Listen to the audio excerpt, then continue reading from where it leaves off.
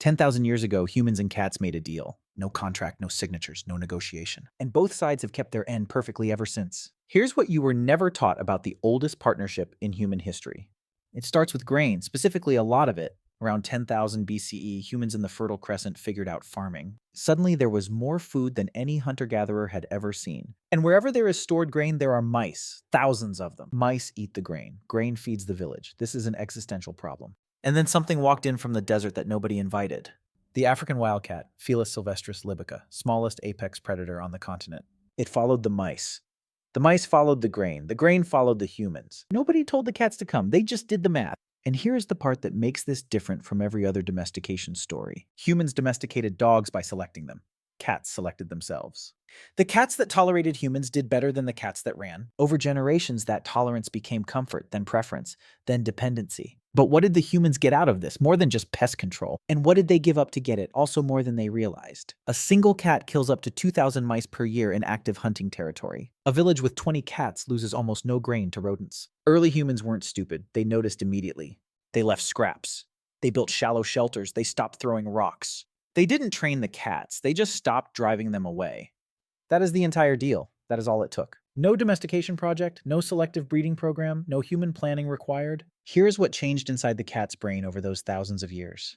And here's what absolutely did not change, which tells you everything. In 2017, a team sequenced the genomes of 200 ancient and modern cats. They found almost no changes to the genes governing behavior and cognition. Dogs show hundreds of genetic changes from wolves over domestication. Cats show almost none from their wildcat ancestor.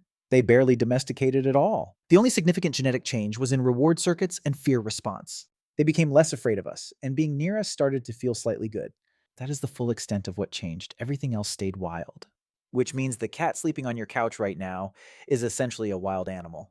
One that decided living near you is slightly preferable to not doing so. By 4000 BCE, cats had spread across the ancient world. Egypt formalized what the Fertile Crescent had stumbled into.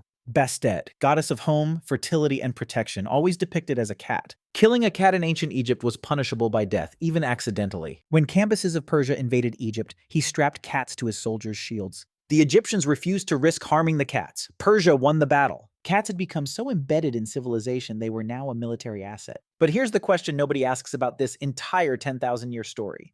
Who actually got the better end of this deal? Cats gave up nothing. Their genetics barely changed. Their behavior barely changed. In exchange, they got food security, shelter, veterinary care, and affection.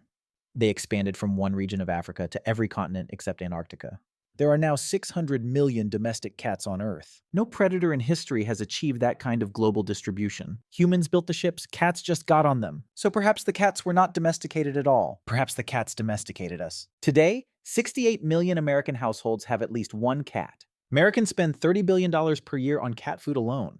We build them furniture. We photograph them. We make them famous on the internet.